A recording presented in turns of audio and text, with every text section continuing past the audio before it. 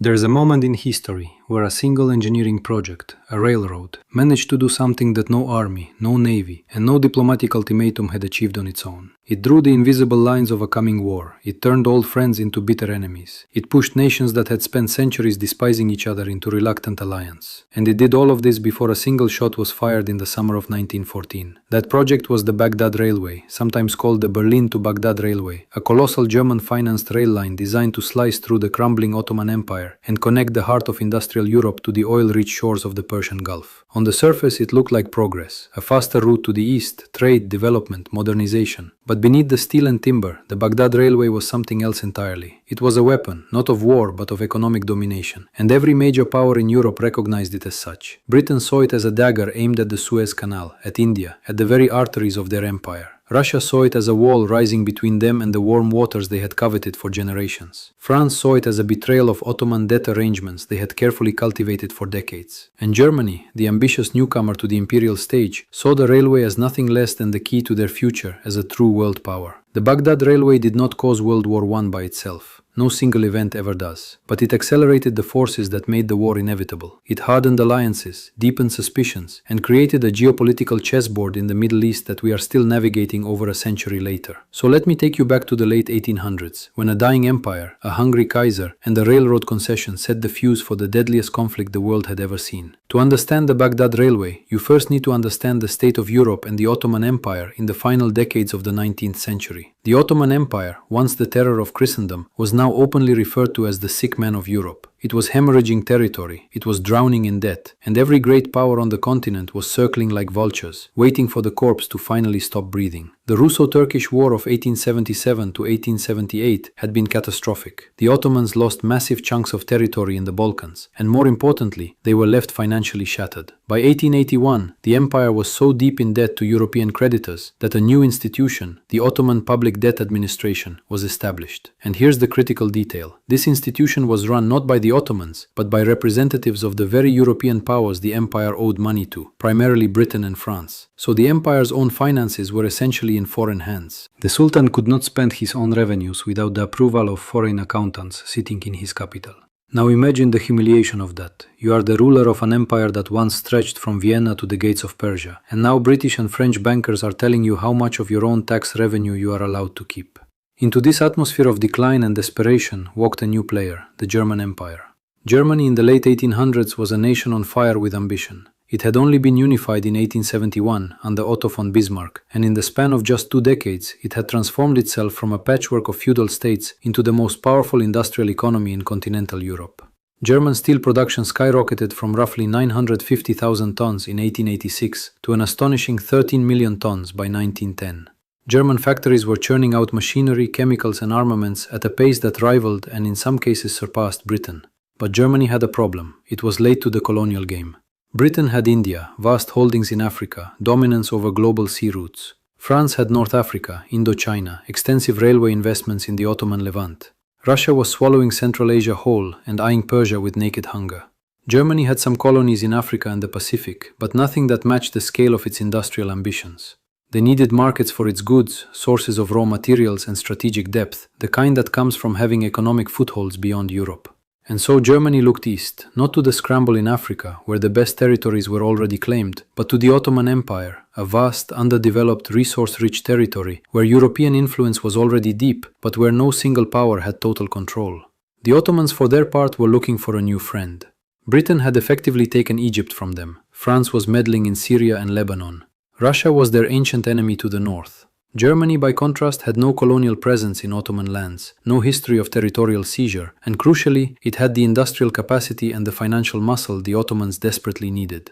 It was a marriage of convenience, and the Bагдad Railway was its dowry. The idea of a railway connecting Constantinople to Baghdad and beyond to the Persian Gulf was not a German invention. The concept had been floating around since the 1830s, when a British officer named Francis Chesney surveyed the Euphrates River Valley and proposed a route to India that bypassed the long sea voyage around Africa. The British government studied the idea, but ultimately decided it was too risky and too expensive, given the political instability of Ottoman Mesopotamia. The French, meanwhile, had already built the famous Orient Express, connecting Paris to Constantinople by rail. They also operated several railway lines in the Ottoman Levant, in modern-day Syria and Lebanon, and they considered the Eastern Mediterranean their sphere of commercial influence. But it was a German engineer named Wilhelm von Pressel who truly gave the Baghdad Railway its form. Pressel was retained by the Ottoman government in 1872 to develop plans for railways across Turkey. He spent years surveying the terrain, studying the mountain passes of the Taurus and Amanus ranges, and developing detailed proposals. Pressel was a visionary. He saw the railway not just as a commercial venture, but as a transformative force that could modernize the Ottoman Empire, develop its agricultural interior, and bind its far-flung provinces together. After the devastating loss of the Russo-Turkish War, Sultan Abdul Hamid II became increasingly receptive to the idea. The railway, he believed, could help reassert Ottoman control over its Arabian territories and provide a strategic alternative to the sea routes that were dominated by the British Royal Navy. In 1888, the Sultan granted a concession to a syndicate led by Georg von Siemens, the managing director of Deutsche Bank, and Alfred von Kaula, a director of the Württembergische Vereinsbank. Together, they formed the Anatolian Railway Company and began extending an existing British-built line from Haydarpasha on the Asian shore of the Bosphorus inland to Ankara. The Ankara line was completed by the end of 1892, and a second concession was granted to extend the railway further south to Konya, which was finished by 1896.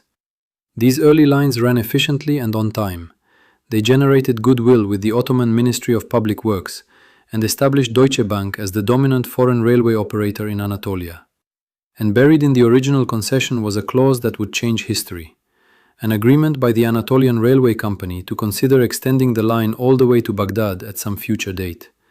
That future date was approaching faster than anyone anticipated.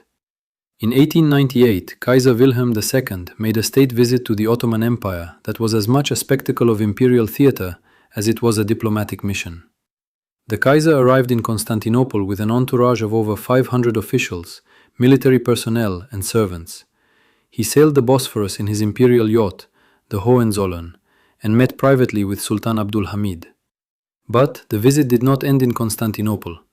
The Kaiser traveled on to Haifa, Jerusalem, Bethlehem, Beirut, and finally Damascus, where he delivered one of the most consequential speeches of his career. Standing at the tomb of Saladin, the legendary Muslim warrior who had defeated the Crusaders, Kaiser Wilhelm declared himself the eternal friend and protector of 300 million Muslims around the world. The speech sent shockwaves through European capitals.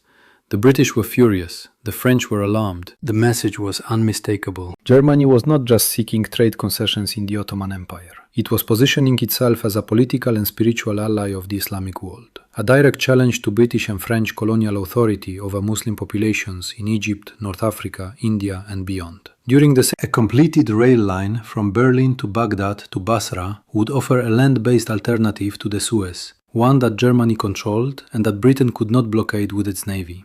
Goods, troops, and strategic materials could flow from Central Europe to the Persian Gulf without ever touching a British-controlled waterway. But the threat went deeper than trade routes. By 1901, German survey teams had reported vast supplies of petroleum in the Tigris and Euphrates river valleys. One report described the region as a lake of petroleum with seemingly limitless supply. Oil was rapidly becoming the most strategically important commodity on Earth. The British Royal Navy, under the leadership of First Lord of the Admiralty Winston Churchill, was in the process of converting its fleet from coal to oil-fired engines, a decision that made access to Persian Gulf oil a matter of national survival.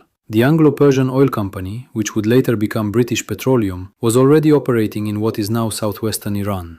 A German railway terminating at the Persian Gulf, with mining rights along its entire length, would put Germany within striking distance of these oil fields, and give it an independent supply of petroleum that Britain could not control.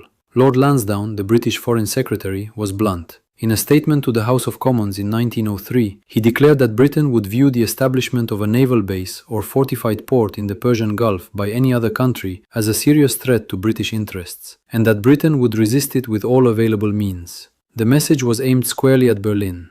The British response to the Baghdad Railway was not limited to angry speeches in Parliament. It was strategic, calculated, and ultimately transformative for the entire map of the Middle East. First, in 1899, the same year the railway concession was granted to Germany, Britain moved to establish a protectorate over Kuwait. This was not a coincidence. Kuwait sat at the head of the Persian Gulf, exactly where the Baghdad Railway was projected to terminate. By bringing Kuwait under British protection, London effectively blocked the railway's southern endpoint. The Sheikh of Kuwait, Mubarak al-Sabah, signed an agreement with Britain promising not to cede any territory or receive any foreign agent without British consent. It was a small treaty with enormous consequences. Without access to a deep-water port on the Gulf, the economic viability of the entire railway was in question. Second, the British government worked behind the scenes to undermine financing for the project. Deutsche Bank needed British and French capital to complete the line. The engineering challenges alone were enormous. The Taurus Mountains, rising to over 3,700 meters, required a series of 12 tunnels with a combined length of over 7 miles, along with concrete viaducts and elevated bridges through some of the most rugged terrain in Western Asia. The Amanus Mountains demanded an 8-kilometer tunnel between Iran Station and Fevzi Pasha.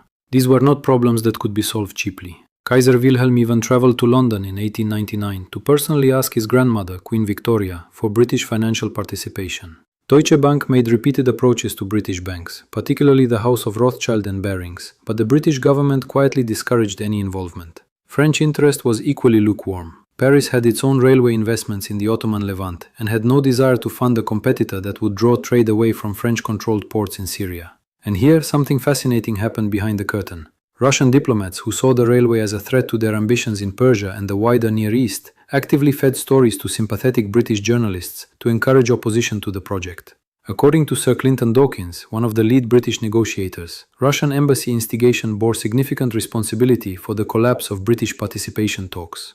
Russian correspondents planted articles in British publications like the National Review, stoking fears about German expansion in the threat to India. It was an early and remarkably effective disinformation campaign. The diplomatic fallout from the Baghdad Railway did not just strain individual relationships between nations, it fundamentally reshaped the alliance system of Europe in ways that made World War not just possible, but probable.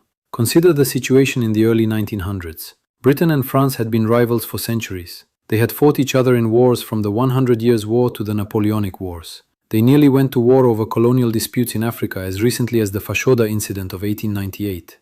Britain and Russia were even deeper adversaries. The Great Game, their decades-long struggle for influence in Central Asia, Afghanistan and Persia, had brought them to the brink of conflict multiple times. The idea that these three powers would form an alliance against Germany would have seemed absurd in 1890, but the Baghdad Railway changed the calculus entirely. In 1904, Britain and France signed the Entente Cordiale. While the agreement primarily resolved colonial disputes in Egypt and Morocco, its deeper purpose was to create a diplomatic framework that would allow both nations to cooperate against growing German influence that the Baghdad Railway symbolized more than almost anything else. Then, in 1907, Britain and Russia signed the Anglo-Russian Convention. This agreement divided Persia into spheres of influence, with Russia controlling the north and Britain controlling the south, with a neutral buffer zone in between. It also settled disputes over Afghanistan and Tibet, but again, the underlying motivation was strategic. They are explicitly aimed to outflank the German Empire, which was threatening to establish a railroad from Berlin to Baghdad and align the Ottoman Empire with Germany. The Anglo-Russian Convention completed the formation of the Triple Entente, bringing together Britain, France and Russia in a loose but significant alignment that stood directly opposite the Triple Alliance of Germany, Austria-Hungary and Italy. This is the architecture that defined World War I, and the Baghdad Railway was one of the primary catalysts that built it. Two nations that had spent the better part of a century as bitter rivals in Central Asia, Britain and Russia, set aside their differences and joined together because a German railroad in Mesopotamia scared them both more than each other. Meanwhile, the actual construction of the Baghdad Railway was proving to be an engineering nightmare wrapped in a financial headache. After the concession was formalized in 1903, the Baghdad Railway Company, a German bank-controlled outfit operating under Turkish law, began laying tracks southward from Konya. The construction firm Philip Holtzmann handled much of the physical building work. Progress through the Anatolian plateau was relatively straightforward. The terrain was flat, the soil was workable, and labor was available from local populations. But as the line approached the Taurus Mountains, everything changed. The Taurus Range was a wall of limestone and granite that rose between the Anatolian interior and the Mediterranean coastal plain.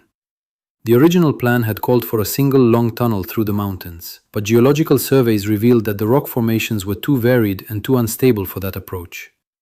Instead, engineers had to design and bore 12 separate tunnels connected by concrete viaducts and elevated bridges that spanned deep gorges and river valleys. The total length of the tunnels exceeded 7 miles. The viaducts alone stretched for over 360 yards. Most of the boring had to be done through solid limestone, and in sections where the rock was less stable, concrete lining had to be poured to prevent collapse. The work was slow, expensive, and dangerous.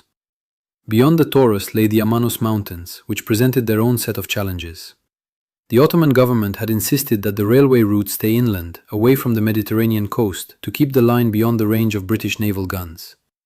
This strategic decision added hundreds of kilometers to the route and forced the engineers to bore the massive 8-kilometer tunnel through the Amanus Range. This single tunnel consumed years of labor and enormous quantities of capital. Financial difficulties compounded the engineering problems. Deutsche Bank had expected British and French participation to help cover costs, but after the diplomatic failures of 1903, they were largely on their own. The Ottoman government's kilometric guarantees, which promised to make up any shortfall in the railway's revenue, were viewed with deep suspicion in Paris and London. British and French officials feared that if the Ottoman government fell too deeply into debt to the Baghdad Railway Company, it would effectively become a German satellite, with Constantinople locked into Berlin's political and economic orbit. By 1914, when war broke out, the railway was still approximately 300 miles short of completion. The sections through the Taurus and Amanus mountains were only partially finished, creating critical gaps in the line that would have devastating military consequences during the war itself. The irony is brutal. The very project that helped start the war was never completed in time to be fully useful during it. But the Baghdad Railway's impact on the war went far beyond its physical tracks. It shaped the Ottoman Empire's decision to enter the conflict on the side of the Central Powers, a decision that opened entirely new fronts and extended the war across the Middle East, North Africa, and into the Caucasus.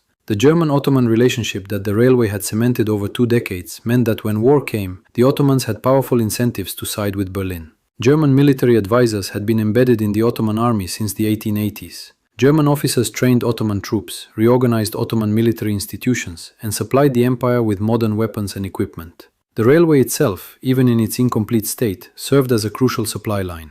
The section from Constantinople through Anatolia, while interrupted by the mountain tunnel gaps, still allowed Germany to funnel weapons, ammunition, and military advisors to the Ottoman front. During the Gallipoli campaign of 1915, when British and Australian forces attempted to seize the Dardanelles and knock the Ottoman Empire out of the war, the partially completed railway played an important role in resupplying Ottoman defenders. Had the full line from Constantinople to Baghdad been operational, the Ottoman Empire might have been far better able to resist the British advance during the Mesopotamian campaign, which ultimately saw British forces capture Baghdad in 1917. The war also brought a grim new dimension to the railway's legacy. The construction zones through eastern Anatolia became corridors of forced labor and death marches during the Armenian genocide of 1915 to 1916.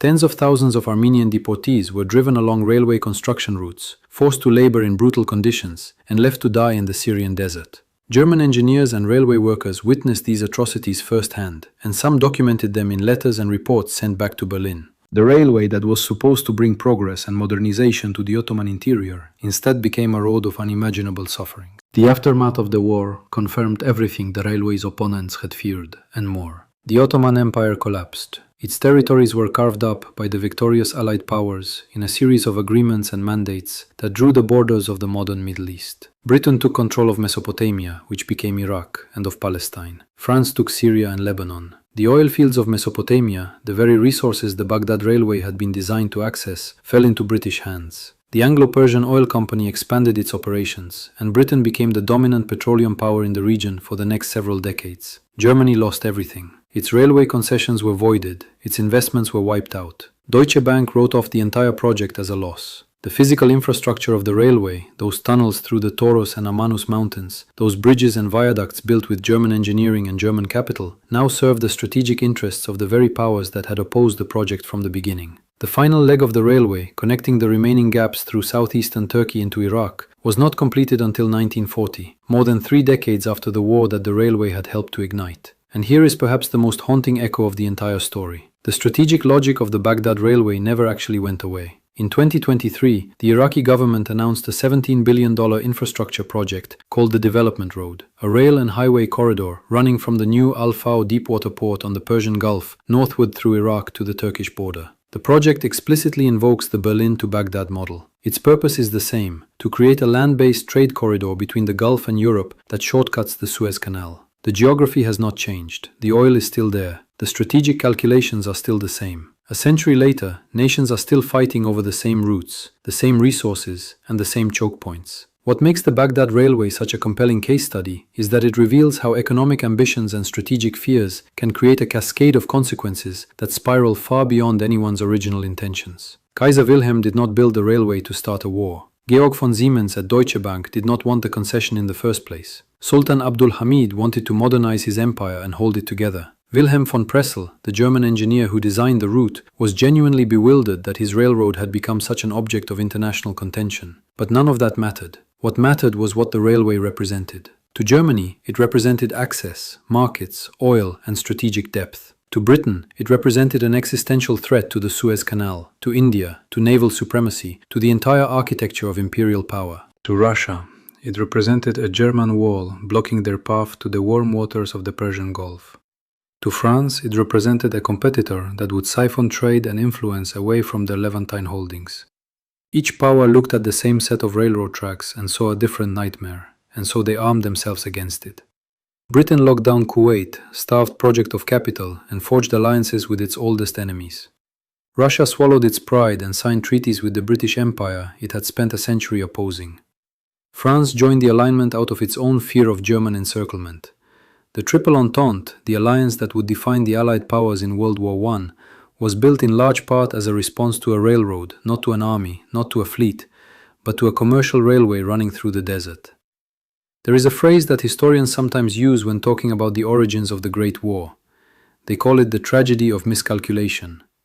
Every power believed it was acting defensively. Germany believed it was simply pursuing its rightful place in the sun, as Kaiser Wilhelm famously put it. Britain believed it was protecting the empire that it had spent centuries building.